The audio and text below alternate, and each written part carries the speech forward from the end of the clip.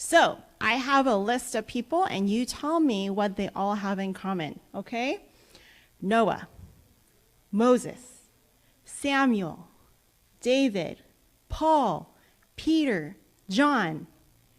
The list goes on and on. What do they all have in common? They're in the Bible. They're in the Bible. They're in the Bible. What did they do? They're boys. Well, they are boys, yes. But I can put in there the list: Deborah, Esther, Ruth, Naomi. What did they do?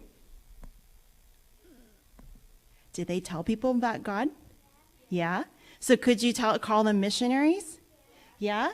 Because missionaries tell people about God and Jesus and help them to understand God's love and plan for us. Do we have any missionaries here today? I know Miss Irene Moon can raise their hand. So Miss Irene Moon went to Africa, is that right?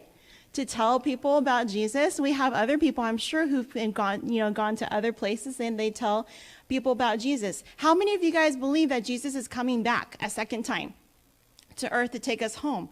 Did you know about 2,000 years ago, Jesus came to earth the first time, but it wasn't until about 200 years ago, after 1798, that people started to talk about his second coming. We have some slides, because I'm going to tell you about a missionary, Reverend John Wolf. Wolf. He was born in Germany, so you pronounce his last name Wolf. So his dad was Jewish rabbi or a teacher in the Jewish schools. But when he was young, maybe 5 or 6. How many of you guys are 5 or 6?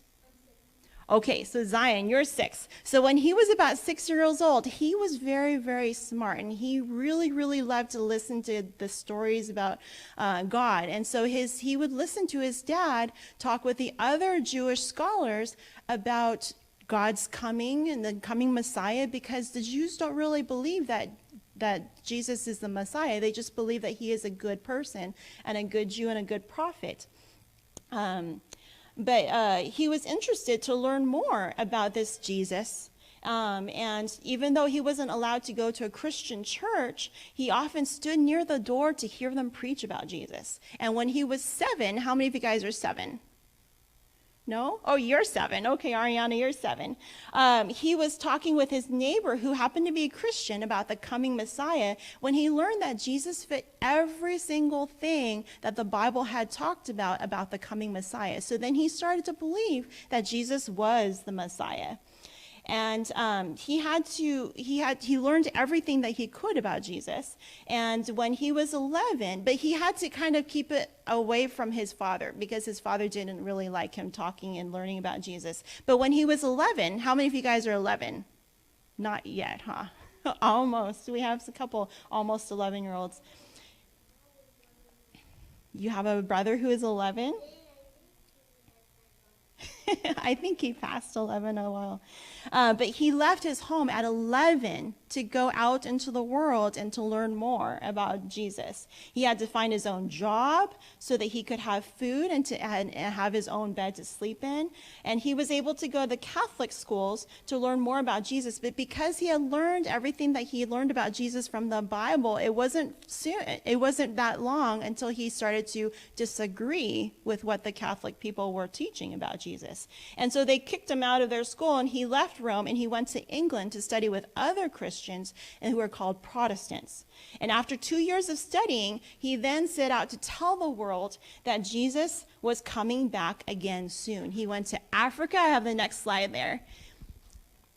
So some of you guys might have learned some of your geography, but he went to Africa, that country that's down there on the bottom. He went to Asia, which is that huge continent on the right side. He even went to the United States, and he went, of course, to England, but he went to all those places telling people about Jesus. It wasn't easy. He was starved, he was sold as a slave, and 3 times he was sentenced to death. He was even robbed and beaten and left naked to travel hundreds of miles in mountainous snow or snowy mountains, just like the Israelite in the parable of the Good Samaritan. but no one came to help him. He was warned about the hard times and the cruel people he was going to preach to, but he always said his armor was his prayer, his zeal or excitement for God, and his confidence that God was going to help him. His love for God and his neighbor, and having his Bible in his hand was what he said always kept him going. If you can go to the next slide, another missionary was Louis Gosson. I believe that he's French, so that's, I believe, how you would pronounce it. And so he lived in Geneva. You see that's the country, the maps of Europe. You see that orange, that tiny little orange country in the middle that's there, that's on top of the boot? That's Switzerland, and that's Geneva. And he worked as a missionary there. He had the idea that he should always preach first to the children, because if the children could understand what he was preaching, that means that his message was clear and it was understandable, and it was easy enough that the children could actually take that message and tell everybody else. Do you guys know that kids oftentimes, I'm a pediatrician, so I know that once that I can get to the health of the parents by their kids. And so if we teach the kids to do something, they oftentimes will tell their parents. And then their parents will come to learn the truth. Vacation Bible School is like that too. And so that's what he believed, and so that's what he did. Other missionaries were sent to other countries. Next slide, please. In Scandinavia, which is that you see that blue marking over there, which is Europe, but on the very top are the two countries. There's actually 3 or 4 countries that make up the Scandinavian countries, but that's Scandinavia. So did you know that the message of Jesus is coming was being spread so rapidly that the adult church leaders, they didn't like it, and they didn't like how they were telling people about Jesus and their second coming, so they threw all the adults in prison. And so guess who that God had given the message to have the people learn about God's coming? Who do you think? Kids. You're right. God gave the message to kids, and kids even as young as 6 years old. How many of you guys are 6? Are you 6, Amelia?